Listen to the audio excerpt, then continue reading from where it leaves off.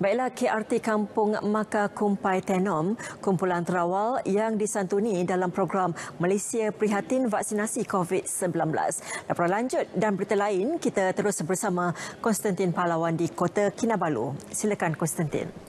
Terima kasih Nolela dan salam sejahtera. Seramai 173,629 pelajar tingkatan 1 hingga 6 melibatkan 190 sekolah menengah di seluruh Sabah memulakan sesi persekolahan bersemuka hari ini. Jumlah berkenaan tidak termasuk 22 sekolah menengah di Tawau dan 10 sekolah menengah di Keningau yang kini masih menjalani Perintah Kawalan Pergerakan PKP.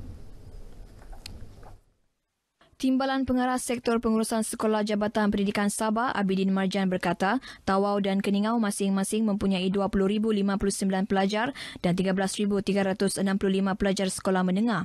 Bercakap kepada pemberita RTM selepas melakukan tinjauan di Sekolah Tinggi Kota Kinabalu STKK, Abidin berkata 32 sekolah menengah disenarai sebagai sekolah tumpuan untuk pemantauan SOP berikutan sekolah terbabit terletak di kawasan sesak dengan bilangan pelajar ramai.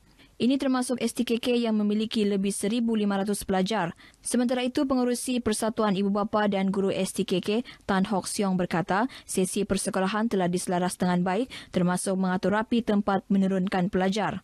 Memang ramai yang risau, tapi walau bagaimanapun pengajaran dalam bilik kelas yang bersemuka itu tetap, saya rasa pendapat saya jauh lebih baik daripada dalam online. Ada banyak yang tidak dapat ditunjuk ajar secara online itu. Sesi kesemua sekolah yang dibuka dilaporkan berjalan lancar serta mematuhi SOP ditetapkan. Pengisytiharan darurat yang berkuat kuasa sejak awal tahun ini banyak menyumbang kepada kejayaan mengekang penularan pandemik COVID-19 di negara ini. Menteri di Jabatan Perdana Menteri, Datuk Seri Taqiyuddin Hassan berkata ia telah membolehkan kerajaan mengambil tindakan pantas melalui prosedur yang berkesan. Kita mengharapkan dalam masa darurat ini juga segala peraturan yang dibuat, segala SOP yang dibuat dengan penalti yang lebih tinggi itu akan lebih berkesan lagi untuk menimbulkan kesedaran dan juga pengajaran kepada rakyat betapa semua pihak perlu bertindak untuk memastikan COVID ini kita dapat sama-sama tangani. Datuk Taqiyuddin berkata demikian kepada pemberita selepas mendengar taklimat Jabatan Imigresen Sabah mengenai isu COVID-19 dalam kalangan pendatang asing tanpa izin parti di Pusat Tahanan Sementara PTS Manggatal, Kota Kinabalu. Lawatan tersebut merupakan sebahagian program Jawatan Kuasa Pengurusan Darurat COVID-19. Menurut Datuk Taqiyuddin, melalui program ini, beliau dan Ketua Setiausaha Negara KSN turun padang dan bertemu pemimpin negeri serta melihat keperluan dan penambahbaikan PTS. Mengenai isu parti di Sabah, katanya ia merupakan isu yang memerlukan penyelesaian tersendiri melibatkan perbincangan dengan negara jiran bagi mendapatkan jalan terbaik. Komuniti Rukun Tetangga KRT Kampung Maka Kumpai Tenom antara KRT terawal melaksana program Malaysia Prihatin Vaksinasi COVID-19 yang menyasarkan 100,000 individu termasuk warga emas mendaftar menjelang pertengahan bulan ini. Menurut pengerusinya, Fetri Sarigi, ia mendapat sambutan baik penduduk kampung berkenaan.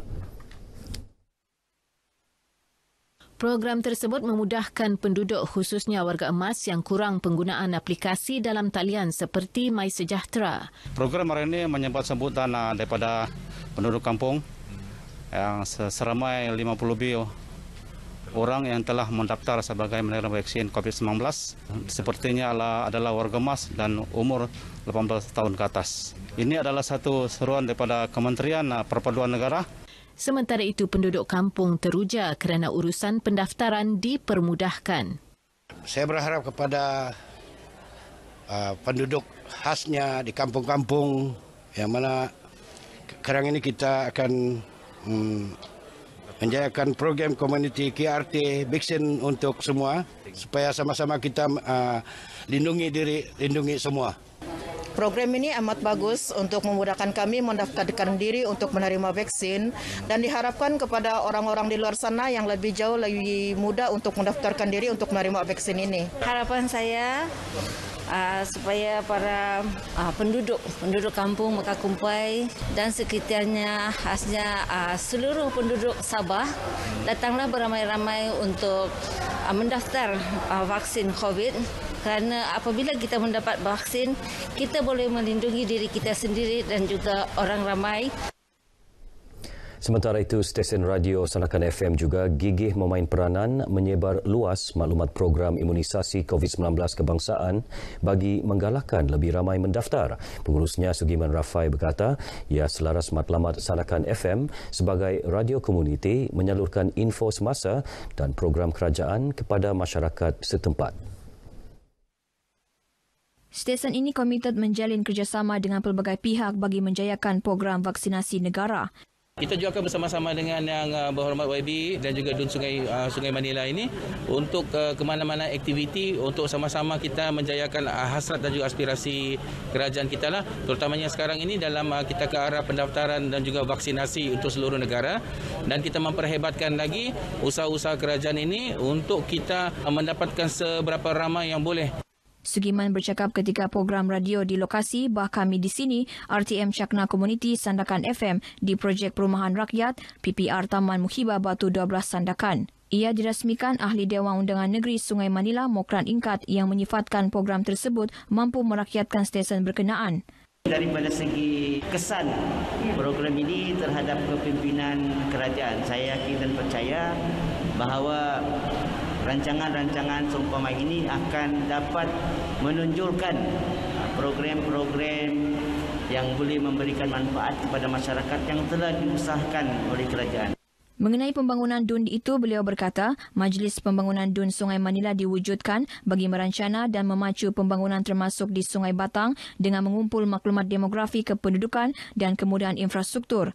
Pelbagai aktiviti sempena Cakna Komuniti Sandakan FM, antaranya studio mini, gotong royong sekitar Dewan PPR Taman Muhibah dan menyantuni golongan asnaf serta penggiat seni terjejas akibat pandemik. Gelembung pelancongan bersasar yang dimulakan Mac lalu merupakan permulaan tepat memulihkan industri pelancongan negara yang terjejas akibat pandemik COVID-19. Meskipun terdapat prosedur operasi standard SOP yang perlu dipatuhi, ia membuka ruang kepada sektor pelancongan termasuk perhotelan menjana pendapatan semula. Ketua Pusat Pengajian Fakulti Pengurusan Hotel dan Pelancongan Universiti Teknologi Mara UiTM Sabah, Silverina Anabel Kibat berkata, gelembung pelancongan berupaya mewujudkan semula peluang pekerjaan khususnya kepada mereka yang diberhentikan akibat kegagalan syarikat beroperasi semasa penularan pandemik. Memberi peluang kepada pemain-pemain industri tempatan untuk membuka sektor pelancongan yang sedia ada dan juga perniagaan-perniagaan kecil yang banyak terjejas secara tidak langsung akibat daripada pandemik ini. Oleh itu, dengan adanya pelancongan domestik yang kita ada sekarang, saya rasa dia akan banyak membantu dengan memberi nafas baru. Silverina Anabel bercakap kepada RTM di Kota Kinabalu. Mac lalu, Menteri Kanan Keselamatan Datuk Seri Ismail Sabri Yaakob berkata, melalui gelembung pelancongan bersasar, pelancong dari kawasan Perintah Kawalan Pergerakan Pemulihan PKPP dibenarkan merentas negeri PKPP lain. Ia tertakluk kepada penggunaan perkhidmatan agensi pelancongan berdaftar merangkumi khidmat pengangkutan dan penginapan. Sekian paparan dari Sabah bersama saya, Konstantin Palawan. Terus patuhi SOP dan pastikan mendaftar untuk program imunisasi COVID-19. Lindung diri, lindung semua. Kembali bersama Nurlela di Angkasa Puri. Nurlela, silakan.